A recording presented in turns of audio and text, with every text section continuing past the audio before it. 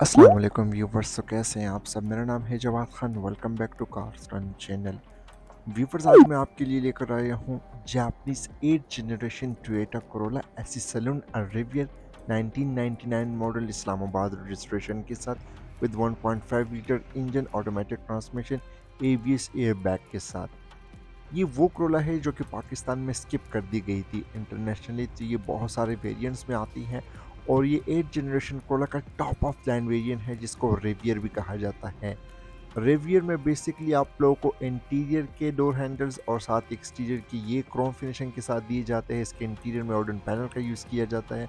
थोड़ी बहुत चीज़ें आप लोगों को और चेंज मिलती है, जैसे कि इसकी सीट्स और डोर कार्ड्स। बाकी हमारे जो पठान भाई है ये इन गाड़ियों को बहुत ही ज़्यादा पसंद करते हैं और वो इनको कोरोला 2 भी कहते हैं। बेसिकली ये कोरोला 2 नहीं है, 8 जनरेशन कोरोला है। पाकिस्तान में बहुत ही कम इंपोर्ट की गई है। मोस्टली गाड़ियाँ आप लोगों को ये कस्टम ऑक्शन वाली मिलती हैं। इंपोर्ट वाली बहुत ही लिमिटेड गाड़ियाँ आप लोगों को मिलती हैं, लेकिन गाड़ी बहुत ही बेहतरीन है। 7 जनरेशन कोरोला से ये एक अपग्रेडेशन भी है और पार्ट्स वगैरह का कोई इशू नहीं है। इसमें पावरफुल इंजन भी लगा हुआ है।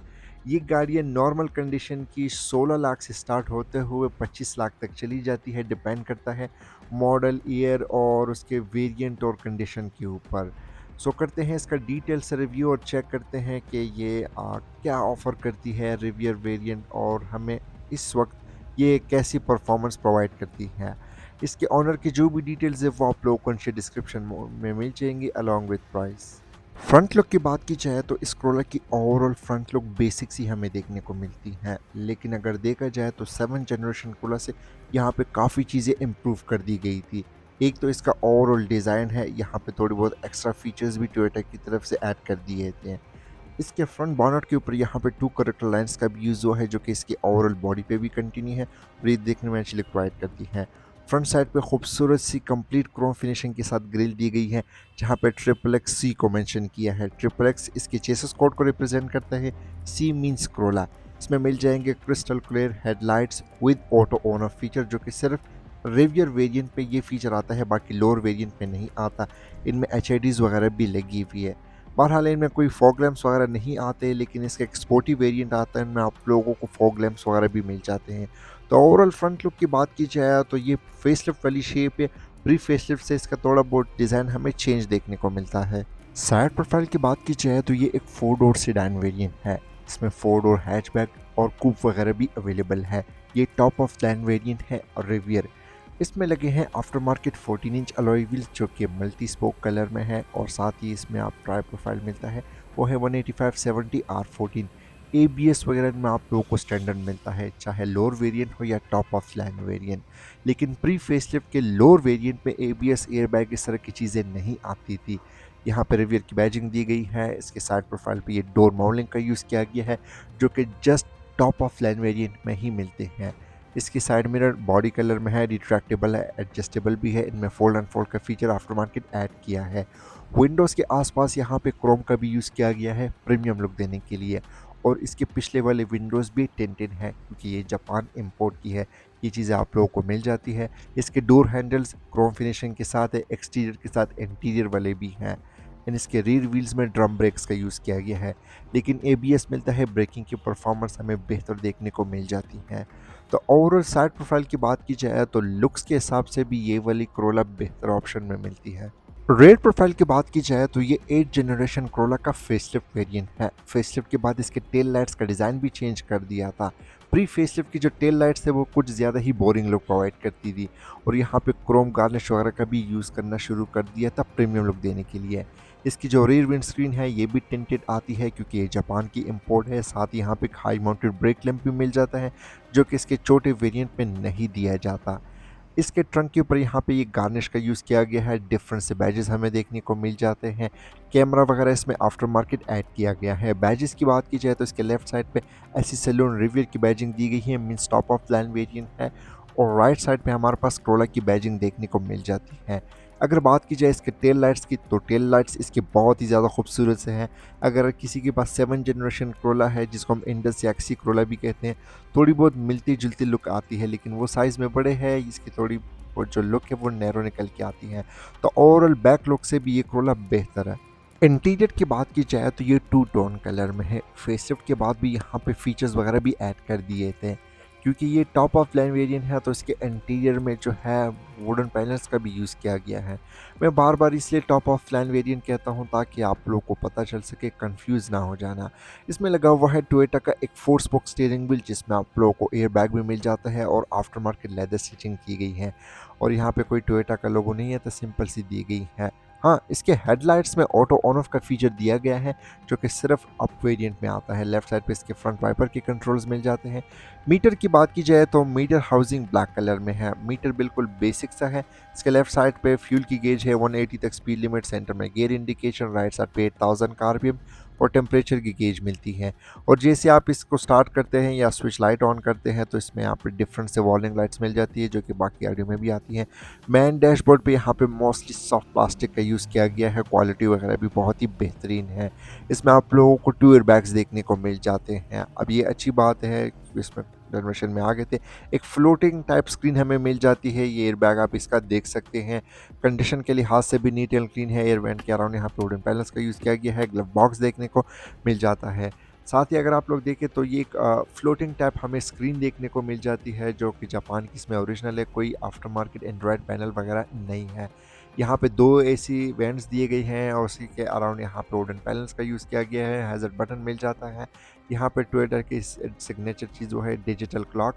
एसी के कंट्रोल्स मिल जाते हैं। इसके एसी के कंट्रोल में ये ऑटो का भी फीचर दिया गया है, जो कि प्रॉपरली वर्किंग में आता है।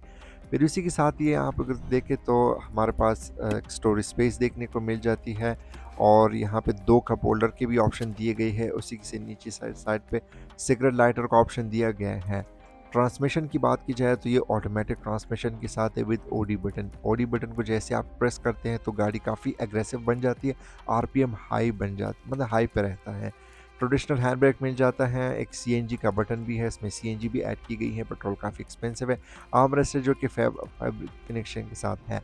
रियर व्यू मिरर हमें बिल्कुल बेसिक से ही देखने को मिल जाती है। साथ ही यहाँ पे कुछ कैबन लाइट्स मिल जाती है, जो कि हैलोजन बल्ब के साथ प्रोवाइड की गई है। ड्राइवर और पैसेंजर के लिए 2 बड़े से सनशेड्स दिए गए हैं। ड्राइवर के लिए कोई भी वैनिटी मिरर मौजूद नहीं है, जबकि पैसेंजर के लिए यहाँ पे एक वैनिटी मिरर भी दी गई है। अगर लाइट यहाँ पे होती तो क्या ही बात होती, खैर ये चलती है। इसकी रूफ़ की कंडीशन भी आप देख सकते हैं। इसमें सनरूफ वगैरह नहीं आता, आफ्टर मार्केट लोग ऐड कर लेते हैं। डैशबोर्ड के राइट साइड पे यहाँ पे एयर वेंट दिया गया है। उसके अराउंड यहाँ पे वुडन पैनल का यूज़ मिल जाता है। इसके नीचे वाली साइड पे हमारे पास साइड मिरर के कंट्रोल्स है। रिट्रैक्टेबल भी है, एडजस्टेबल भी है। एक ट्रे भी यहाँ पे दी गई। फ्रंट सीट्स की बात की जाए तो ये हाफ लेदर और हाफ फैब्रिक की फिनिशिंग के साथ है, कि जो सिर्फ रिवियर वेरिएंट में दी जाती हैं।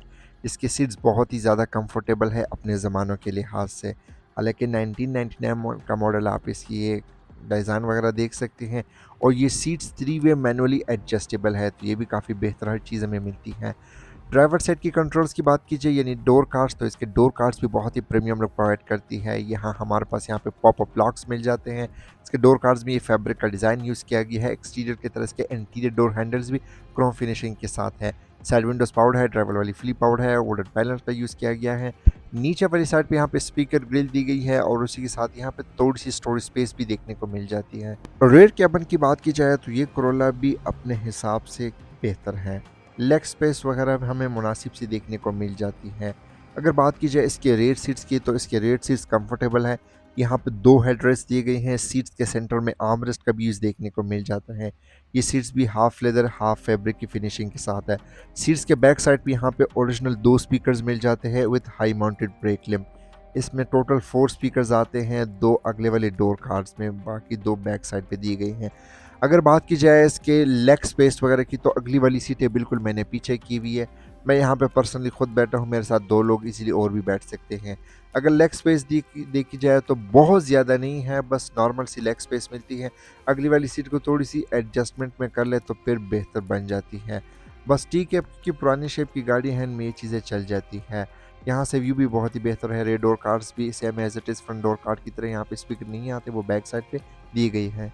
ट्रंक स्पेस की बात की जाए तो इस कोरोला में आफ्टर मार्केट सीएनजी ऐड की गई है, जिसके बाद इसकी ट्रंक स्पेस थोड़ी सी कम रह गई है। लेकिन फिर भी यहाँ पे इजीली आप लोग 2 से 3 लोगों का लगेज फिट कर सकते हैं।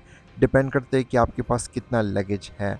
कंडीशन के लिहाज से बस ठीक है, थोड़ी सी सफाई होने वाली है। ये गाड़ी अभी फ्रेश आई है, तो मैंने सोचा ये आपके लिए रिव्यू बना दूँ, फिर बाद में कहीं और चली जाएगी। इसमें स्पेयर टायर वगैरह भी मिल जाएगा और गाड़ी की जो कंडीशन है आप इसके ट्रंक से भी अंदाज़ा लगा सकते हैं। अब अगर बात की जाए इसके इंजन की, तो 8 जनरेशन कोरोला में भी बहुत सारे इंजन ऑप्शंस आते हैं, पेट्रोल और ये डीजल में भी अवेलेबल है। फिर ऑटोमेटिक ट्रांसमिशन के साथ ये मैनुअल में भी अवेलेबल है। इस वक्त इस कोरोला में जो इंजन लगा हुआ है ये है टोयोटा का एक 4 सिलेंडर का इंजन है, नेचुरली एस्पिरेटेड, जिसको 5 FE भी कहा जाता है। ये ऑटोमेटिक ट्रांसमिशन के साथ है। परफॉर्मेंस फिगर की बात की जाए तो ये 105 horsepower with 127 newton metre of torque produce करती है। फिर ये जापानीज़ है तो इसमें ABS, एयरबैग, ये दोनों चीज़ें स्टैंडर्ड देखने को मिल जाती हैं। फ्यूल एवरेज की बात की जाए तो ये इंजन 1 लीटर में 13 टू 14 किलोमीटर की फ्यूल एवरेज प्रोवाइड करती है। डिपेंड करते हैं कि आप किस तरह की गाड़ी ड्राइव करते हैं, इंजन की क्या लाइफ है, क्योंकि आजकल ये इंजन्स काफ़ी पुराने हो चुके होते हैं, तो अगर आप इसका ध्यान रखते हैं तो ये अच्छी एवरेज आप लोगों को प्रोवाइड करेगी। चलने-फिरने में भी काफ़ी बेहतरीन है। AC की परफॉर्मेंस भी आउटस्टैंडिंग है। हर चीज़ यहाँ पे आप लोगों को परफेक्ट देखने को मिल जाती है। हर वायर अपनी जगह पे बैठा हुआ है। इसमें एक और वे इंजन भी आता है 4FE, जो कि 1600 सीसी होती है और काफ़ी लिमिटेड गाड़ी में वो चीज़ आप लोगों को मिल जाती है। अच्छा, तो व्यूवर्स कैसी लगी आप लोगों को ये टोयोटा कोरोला एसी सैलून रिवियर? कमेंट सेक्शन में अपनी फीडबैक से आगाह कर सकते हैं। अगर आप लोगों को मेरे रिव्यूज़ पसंद आती है तो मेरे वीडियोस को लाइक कर दें, कमेंट कर दें, दोस्तों के साथ शेयर भी कर लें। सो आज के लिए इतना ही, मिलते हैं फिर अगले रिव्यू में, तब तक के लिए अपना ख्याल रखें। अस्सलाम वालेकुम, अल्लाह हाफ़िज़।